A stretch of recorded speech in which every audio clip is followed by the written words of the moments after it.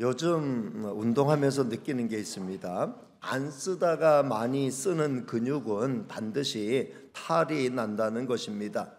허리를 안 쓰다가 허리를 많이 쓰니까 허리가 아픕니다. 어깨를 안 쓰다가 어깨를 쓰면 어깨가 아픕니다. 무릎을 안 쓰다 무릎을 많이 쓰면 무릎이 아프죠. 손목을 안 쓰다가 손목을 많이 쓰니까 손목이 아픕니다. 당장 아프다고 안 쓰면은 당장은 안 아프지만 결국은 그쪽이 또 약해질 수밖에 없습니다. 가장 좋은 방법은 무리가 가지 않는 선에서 꾸준히 근력을 강화하여 가는 것입니다. 중요한 것은 꾸준히 하는 거죠.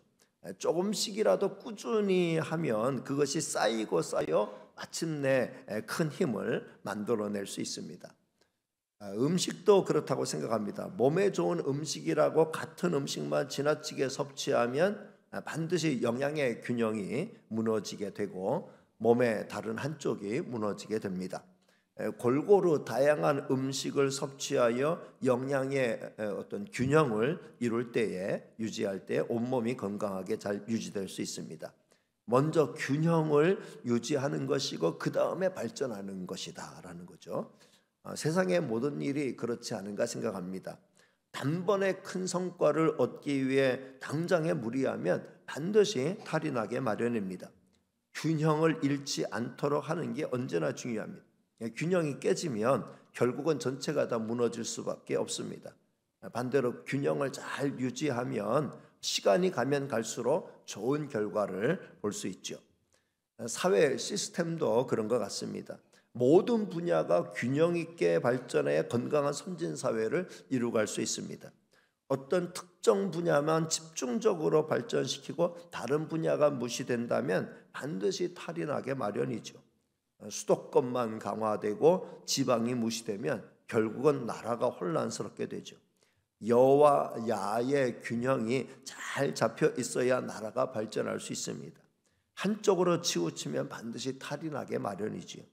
대기업과 중소기업의 균형이 잘 잡혀 있어야 경제가 발전할 수 있습니다. 1등만 살아남는 세상은 절대로 좋은 세상이 아니에요. 1등만 살아남으면 나머지는 다 뭐 하라는 거예요?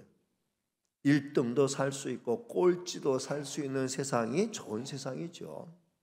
우리나라의 국민성은 화끈한 것을 좋아합니다. 뭐 아니면 도, 이게 우리의 국민성이라고 할 수 있습니다. 언제나 화끈한 거 좋죠. 그렇지만 균형을 잘 찾아가는 것도 정말 중요하다는 것을 잊지 말아야 합니다. 우리 하나님은 이 세상을 매우 질서 있게 그리고 균형 있게 만들어 놓으셨습니다. 모든 만물도 질서와 균형을 따라 살도록 만드셨어요. 따라서 균형과 질서를 따라 살면 정말 잘 살 수 있습니다. 그리고 모두에게 유익한 진정한 발전을 이룰 수 있습니다. 균형과 발전의 가치가 존중이 되는 세상이 되면 좋겠다, 이런 생각을 해봅니다. 그렇게 될 수 있기를 주님의 이름으로 축복합니다. 오늘 말씀은 지난 시간에 이어서 디모데를 데살로니가 교회에 보낸 전후 사정을 다루고 있습니다. 바울은 데살로니가 교회를 방문하고픈 마음이 간절했지만 그런 형편이 안 돼서 못 갔다라고 말하고 있지요. 그래서 가장 믿을 만한 사람인 이 디모데를 자기 대신 보내서 저들의 믿음이 흔들리지 않도록 하려 하였다라고 하였습니다. 오늘 말씀 이제 거기에 이어지는 말씀인데요. 디모데를 보낸 이유를 계속해서 설명합니다. 자, 5절 말씀 같이 읽겠습니다. 시작. 이러므로 나도 참다 못하여 너희 믿음을 알기 위하여 그를 보내었노니 이는 혹 시험하는 자가 너희를 시험하여 우리 수고를 헛되게 할까 함이니. 바울은 데살로니가 교회에 대하여 노심초사 걱정이 많았습니다. 우리도 그 이유를 충분히 알고 있지요.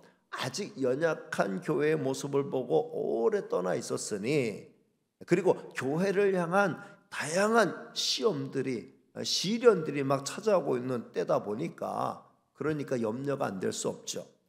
사도 바울은 그 염려했던 것을 정확하게 밝히고 있습니다. 혹 시험하는 자가 너희를 시험하여 우리 수고를 헛되게 할까 염려했다라는 뉘앙스의 말을 하고 있습니다. 의심, 염려, 이거는 완전히 다른 겁니다. 의심은 상대방을 믿지 못하는 거고 염려는 상대방을 걱정하는 거죠. 의심은 미움이 바탕이 있고 염려는 사랑이 바탕이 있습니다. 바울은 시험하는 자가 나타나서 데살로니가 교회 성도들의 믿음을 온통 흔들어 놓지는 않을까 염려했다는 거죠. 그래서 그들을 위해 기도하기를 쉬지 않았다는 겁니다. 성도 여러분, 사람을 의심하지 말고 염려해 주는 성도가 되시길 바랍니다. 여러분의 자녀에 대한 부모의 걱정은 의심이 아니고 염려예요. 사도 바울이 오늘 데살로니가 교회를 향해 가졌던 마음도 이 부모의 마음과 같은 거죠. 의심이 아니고 염려입니다. 의심은 상대방에 대한 조사로 이어지지만 염려는 상대방을 위한 기도로 이어진다는 겁니다. 따라합니다. 의심하지 말고 염려하자. 염려만 하지 말고 기도하자. 바울 일행이 데살로니가에서 돌아온 디모데를 통해서 들은 소식은 정말 희소식이었습니다. 6절 말씀을 같이 읽겠습니다. 시작. 지금은 디모데가 너희에게로부터 와서 너희 믿음과 사랑의 기쁜 소식을 우리에게 전하고 또 너희가 항상 우리를 잘 생각하여 우리가 너희를 간절히 보고자 함과 같이 너희도 우리를 간절히 보고자 한다 하니. 디모데는 자기에게 부여된 임무를 충실히 정확히 수행하고 복귀해서 보고했습니다. 그 보고는 모든 사람들을 위로할 수 있었고 그들의 마음에 기쁨과 감사가 솟아나도록 하는 거였습니다. 디모데의 보고는 과장되거나 부풀린 보고가 아니었습니다. 진실하고 솔직한 보고를 올렸습니다. 거짓된 보고는 진정한 위로와 기쁨과 감사를 만들어내지 못해요. 그러나 디모데의 보고는 진실한 보고였기 때문에 진정한 기쁨과 위로와 감사를 만들어냈다는 거죠.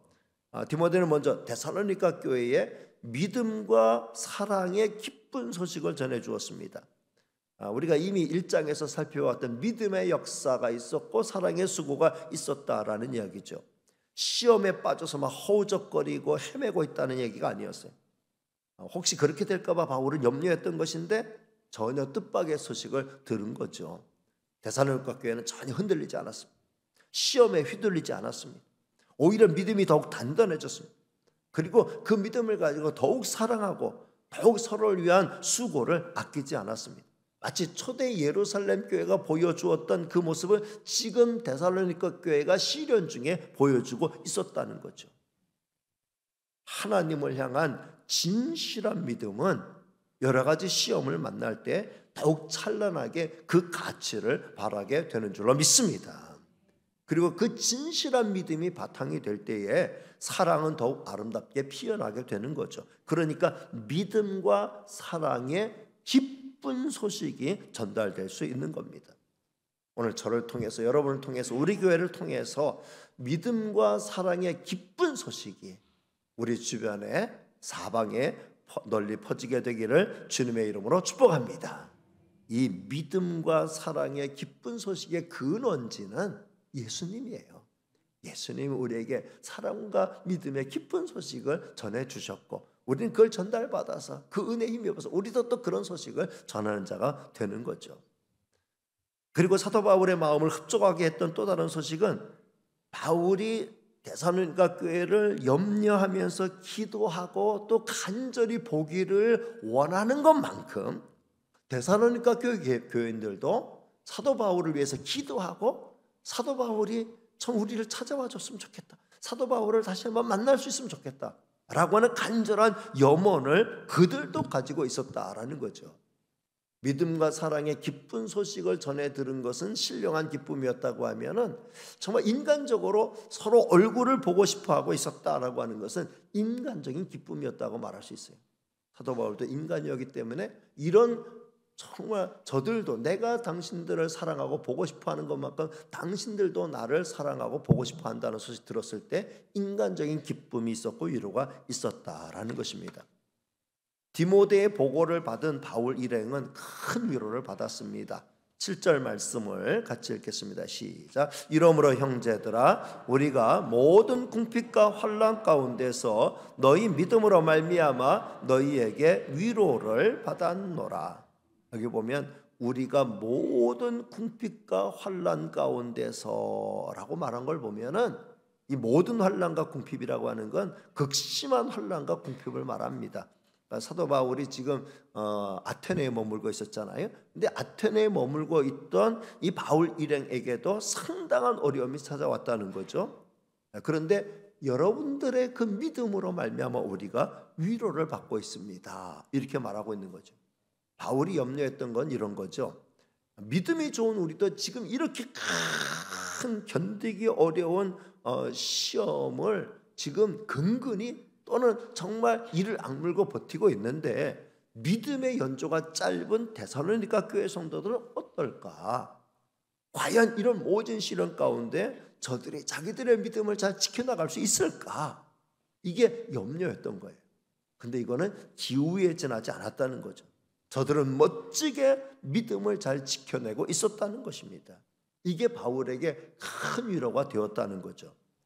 성도 여러분, 강인한 믿음, 이 강인한 믿음은 신앙의 연조가 오래야만 얻게 되는 게 아니라는 거예요.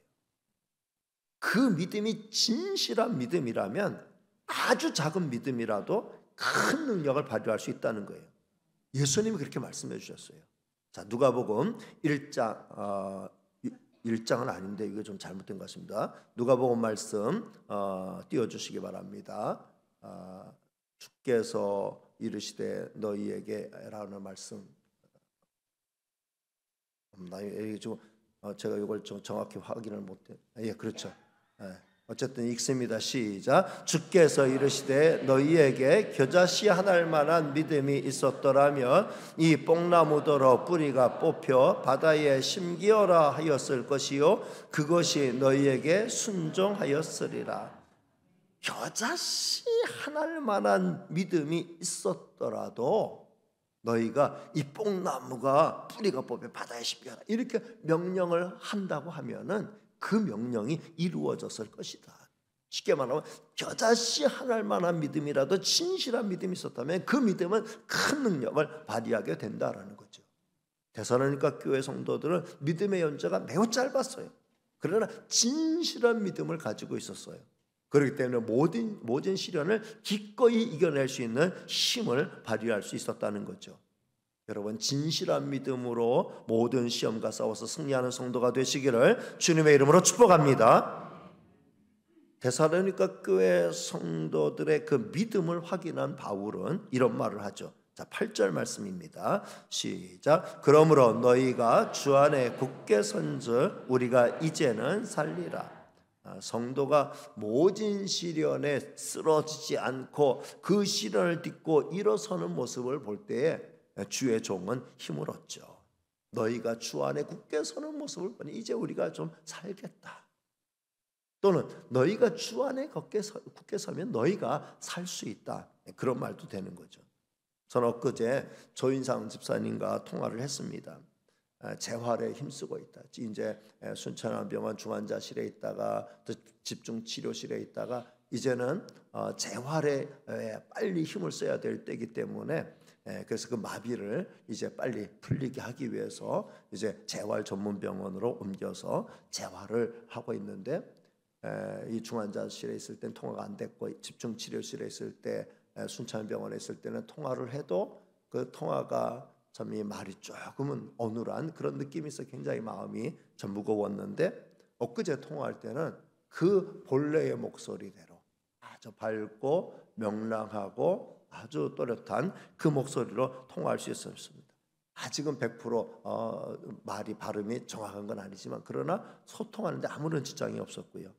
그리고 아침 일찍부터 하루에 오전에 3시간 오후에 3시간 재활에 힘을 쓰는데 처음에는 왼쪽은 마비가 됐고 오른쪽도 신경도 그렇고 또 운동신경도 어느 정도 100%는 아니어서 좀 불편함이 있었는데 이제 오른쪽은 거의 이제 팔과 다리가 95% 정도는 회복이 됐다. 또 왼편도 이제 조금씩 감각이 살아나기 시작하고 빨래집게 같은 것으로 계속해서 이제 신경이 살아나는 운동을 하는데 하루가 다르게 회복되고 있다는 걸 느끼고 있어서 고맙다. 그러면서 정말 하나님이 왜 나에게 이런 시련을 주셨는지 그 이유를 알 것 같다. 정말 이제 내가 다시 회복이 된다고 하면은 내가 다시 이제 하나님 앞에 새로운 삶을 사는 것처럼 정말 하나님 앞에 열심히 살 거다. 교회에 또 맡겨진 일을 더 잘 감당할 거다. 오히려 이것이 나에게는 하나의 전화위복의 기회가 될 수 있을 것 같다. 그러니 많은 분들이 기도해 주니 감사하고 또 자기도 열심히 기도하고 있다. 이런 말씀을 해주셨어요. 그런 말을 들었을 때 정말 큰 위로가 되고 힘이 됐어요. 혹시나 낙심이나 하고 절망이나 하고 좌절이나 하고 힘들어하면 어떨까라고 생각했는데 그 어려움 가운데 하나님 찾고 하나님을 의지하고 또 하나님 붙들면서 기도하면서 열심히 재활에 힘쓰고 있다라고 하는 그 이야기를 들으니까 오히려 제가 위로받았습니다. 정말 우리가 열심히 기도하는 것만큼 빠른 속도로 회복이 되고 있으니 더 빨리 회복되는 은혜가 있기를 주님의 이름으로 축복합니다. 이게 주의 종은 참 우리 성도가 큰 시련을 겪고 있는데 그 시련 가운데 헤매고 원망하고 불평하고 좌절하고 있다고 하면은 더 마음이 무겁죠. 그런데 그럼에도 불구하고 그걸 오히려 딛고 일어서는 그런 모습을 보면은 큰 위로를 받는 거죠. 오늘 바울이 고백한 것처럼 너희가 주 안에 굳게 선즉 우리가 이제는 살리라. 주 안에 굳게 서기 때문에 살게 될 줄로 믿습니다. 사도 바울의 입에서는 마침내 엄청난 감사의 고백이 터져 나왔습니다. 9절 말씀이에요. 자, 9절 말씀을 같이 읽겠습니다. 시작. 우리가 우리 하나님 앞에서 너희로 말미암아 모든 기쁨으로 기뻐하니 너희를 위하여 능히 어떠한 감사로 하나님께 보답할까. 모든 기쁨으로 기뻐한다. 모든 기쁨으로 기뻐한다는 것은 최고의 기쁨을 표현하는 거죠. 너희 때문에 너무 기쁘다. 너무 기쁘다. 이 기쁨을 어떻게 더 표현할 수 있을까? 그만큼 바울은 큰 기쁨을 얻었다는 거예요. 그리고 어떻게 감사해야 지금의 이 감사한 마음을 다 표현할 수 있을까? 또 이 감사한 마음을 어떻게 하면 다 보답할 수 있을까? 정말 최고의 감사에 감격하는 그 마음을 표현한 것이죠. 바울은 자기에게 큰 이익이 생겼기 때문에 큰 이득을 보았기 때문에 이렇게 기뻐하고 이렇게 감사한 게 아니죠. 자기가 그렇게 염려하며 기도하였던 데살로니가 교회가 그 모든 시련을 잘 이겨나가고 있다는 이야기를 들었을 때, 그 소식을 전해 들었을 때 이 기쁨과 감사가 솟구쳤다는 거예요. 나로 인한 감사가 아니라 너로 인한 감사와 기쁨이 넘쳤다는 거죠. 물론 그 너는 나와 아무런 상관이 없는 너가 아니죠. 정말 주 안에서 맺어진 한 형제요 자매요 한 식구요 한 몸인 교회가 바로 서는 모습을 볼 때 그런 기쁨과 감사가 있었다라고 말하는 것입니다. 바라기는 오늘 저와 여러분에게도 너로 인한 감사와 기쁨이 넘쳐나게 되기를 주님의 이름으로 축복합니다. 마지막으로 10절 말씀 같이 읽겠습니다. 시작. 주야로 심히 간구함은 너희 얼굴을 보고 너희 믿음이 부족한 것을 보충하게 하려 함이라. 데살로니가 교회에 대한 좋은 소식을 전해 들은 바울은 그럴수록 여러분들이 더 보고 싶습니다. 그럴수록 여러분을 더 보고 싶습니다. 이런 고백을 하는 거예요. 속히 찾아가서 여러분의 믿음의 발전된 모습, 그 어려움 가운데 사랑으로 수고하는 모습, 소망의 인내를 가지고 견뎌가는 모습 보면서 정말 다시 한번 여러분을 위로하고 격려하고 믿음의 부족함이 있으면 도와주고 싶습니다. 그래서 주야로 심히 간구하고 있습니다. 이렇게 말하고 있어요. 주야로 심히 간구한다는 건 이전에도 데살로니가 교회 성도를 만나기 위해서 열심히 기도하고 노력했지만 지금은 그 열기가 한층 더해졌다는 거죠. 잘하고 있다는 얘기를 들으니까 더 가서 보고 싶다는 거예요. 잘 견디고 있다는 소식을 들으니까 더 가서 더 격려해주고 싶고 더 칭찬해주고 싶다. 정말 데살로니가 교회를 사랑하는 사도 바울의 심정을 이해할 수 있습니다. 말씀을 맺습니다. 오늘은 데살로니가 교회를 방문하고 돌아온 디모데를 통해서 데살로니가 교회 소식을 전해 듣고 난 다음에 바울 일행이 보여준 그 반응을 기록한 말씀을 살펴보았죠. 사도 바울은 큰 위로를 받았고 크게 안심하게 되었고, 동시에 하나님 앞에 모든 기쁨으로 기뻐하고 어떻게 감사해야 될지 모를 정도로 큰 감사가 넘친다라는 고백을 하는 걸 살펴봤습니다. 저는 오늘 말씀을 통해서 저와 여러분이 다음 세 가지를 좀 마음에 담아가서 생활에 옮겼으면 좋겠다, 이런 생각을 해봤습니다. 첫째는 진실한 믿음을 간직합시다. 따라합니다. 진실한 믿음을 간직합시다. 아까도 말씀드렸듯이 진실한 믿음은 크기와 상관이 없다 그랬어요. 신앙의 연조와도 상관이 없어요. 아주 겨자씨 하나일 만한 작은 믿음이라도 그 믿음이 진실한 믿음이라면 능히 큰 일을 감당할 수 있게 된다는 거죠. 데살로니가 교회는 신앙의 연조가 매우 짧은 교회였어요.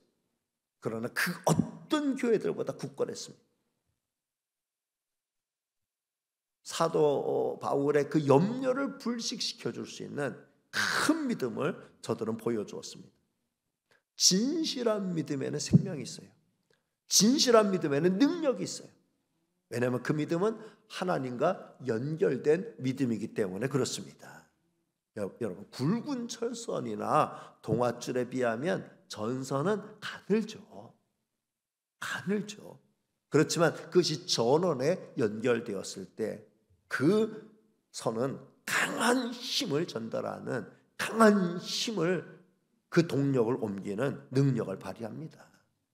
여러분, 하나님을 향한 진실한 믿음을 가지고 우리가 나아갈 때 우리 하나님의 은혜와 능력을 힘입어서 정말 세상에 깜짝 놀라게 할 만한 큰 일들을 감당하며 나가게 될 줄로 믿습니다.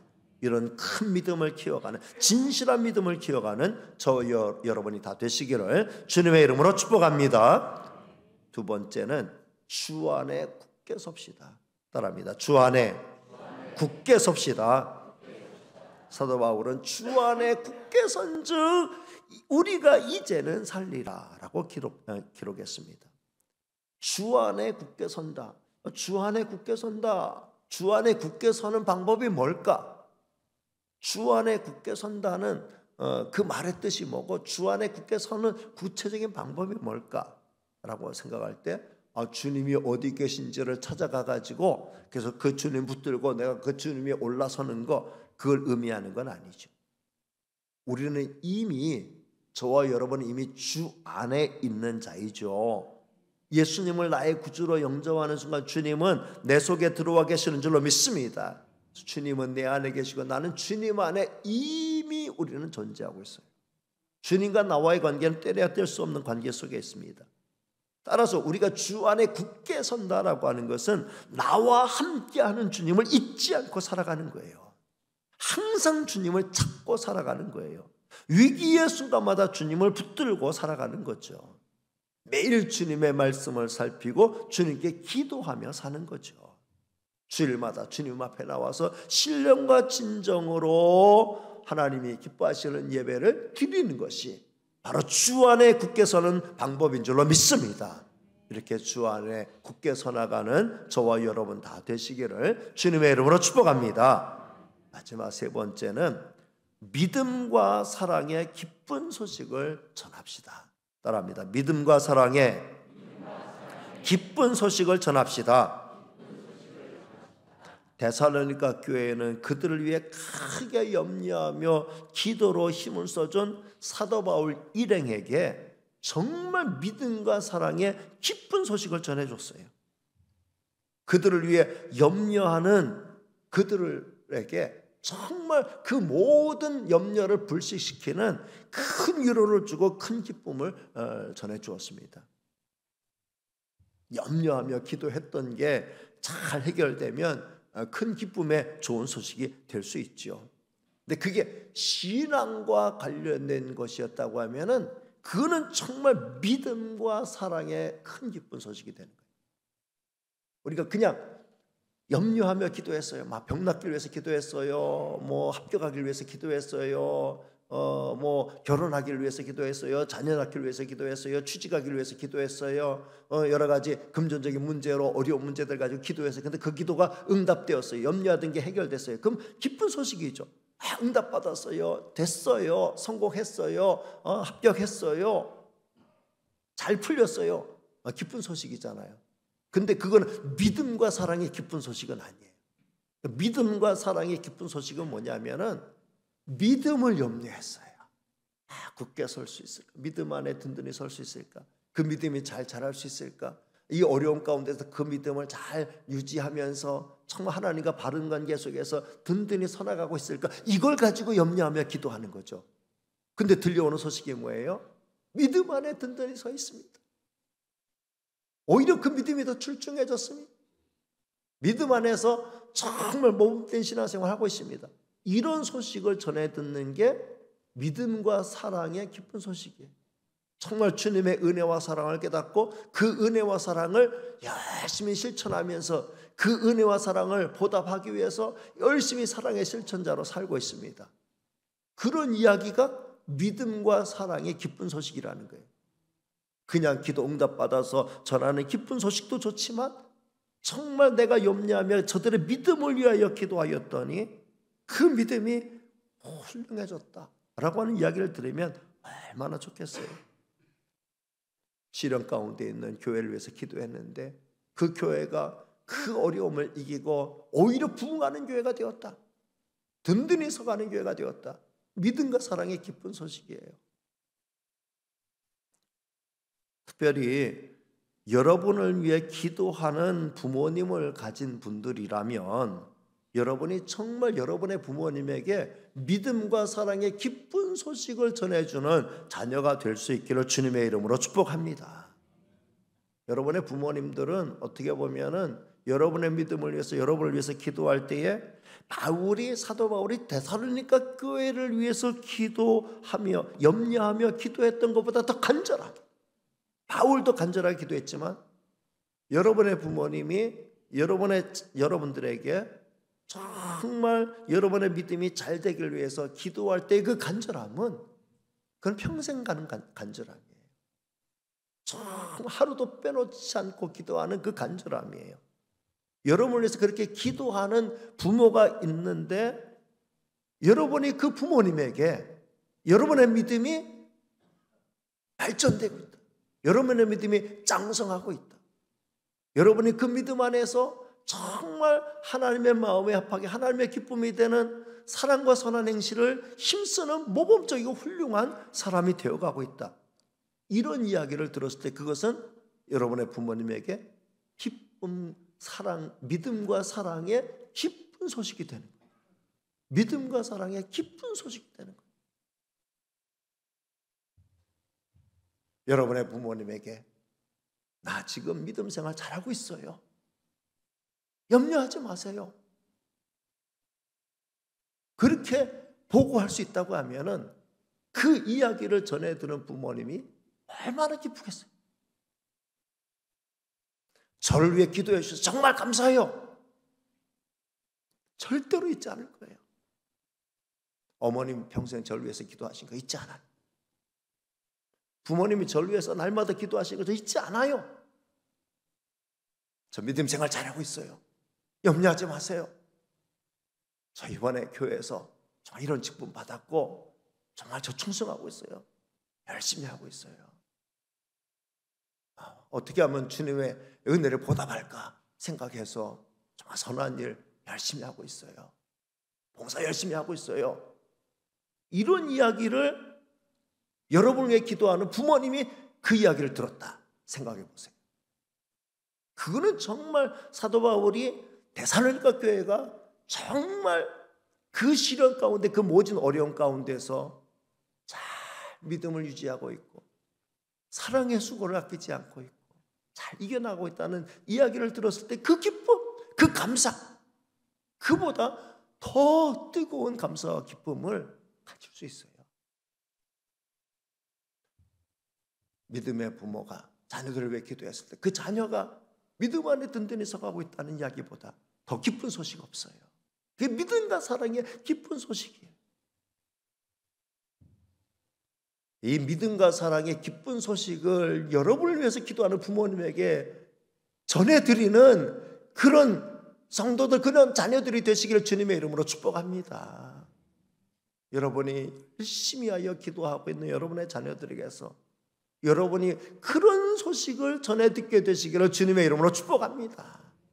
많이 사랑하는 것만큼, 염려하는 것만큼 기도로 힘을 쏟고, 그래서 그들의 기도의 응답을 받아서 사랑과 믿음의 기쁜 소식을 전해 들을 수 있는 귀한 성도들 다 되시기를 주님의 이름으로 축복합니다. 기도하겠습니다. 은혜로우시고 사랑 많으신 하나님 감사합니다. 오늘도 저희들을 사랑해 주셔서 하나님 앞에 불러주시고 우리가 정말 듣고 싶어하는 소식이 어떤 소식인지 알게 해주시니 감사합니다. 서로에게 위로를 줄 수 있는 소식, 정말 기쁨을 줄 수 있는 소식, 감사를 넘치게 하는 소식을 주고받으며 살 수 있는 저희가 되게 하여 주옵소서. 그 말씀 예수님의 이름으로 기도하옵나이다. 아멘.